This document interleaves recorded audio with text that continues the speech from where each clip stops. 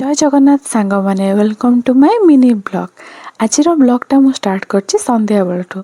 संध्या बेले पुआ आ मु आ ता पापा रेडी हो चलू मेला देखिया पे। एठी गोटे छोटिया मेलाटे बसथिला। सेठी धूपकाठी दीप फूल चंदन सबु प्रकार एमती कस्टमाइज जिनस बहुत बिक्री होता। जेहेतु आगू दीपावली अच्छी से सब मेला पड़ता। से किसी जिनस नहीं आम मैंने चलू बाण किणापी। आ दीपावली जेहेतु तो छोट मोट तो बाण सिरी सिरी बाण तो फुटे ही पारू से बाण किणा किणी कलु। आगू दीपावली अच्छी से खुशी भी लगुच एत बढ़िया माहौल। हजबैंड मो पुओ तीन जन जाक बहुत खुशी रे बाइक रे बुलिया जाइलु। आज टिके जल्दी पलैलु कहीं सब लेट होता जावाई संध्या हो जाता। तापर देखु टिके ग्रोसरी जिनस भी आनबार थिला घर को। जेहेतु आम गृहिणी माने जिते आनिले भी हमको कम लगे। आ देखिपे हजबैंड गोटे सरप्राइज गिफ्ट देइचंती। एटा देखि मु बहुत खुशी हो गली। गोटे छोटिया कॉइन टे धरकू धरिकी आसते। जेहेतु आज धनतेरस अच्छी से देखो घर को आम लक्ष्मी गणेश आसछंती। ए कॉइनटा देखिए मते बहुत ही खुशी लगिला। आपण मानू केमती लगुच मते जणेबे।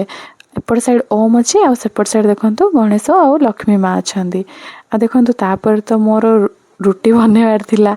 आ सेतिपे मते डिनर भी करियार थिला। सेतिपे रुटी आ रुटी सहित मु बनैछि पनीर आ कोबी टिके छाणिकी रखिछि। सेटा मु चिली बनाउछि। एटा देखि पारथबे एठी पियाज कंचा लंका टमाटो छोट छोट काटिकी अदा रसुण सब पकई देछि।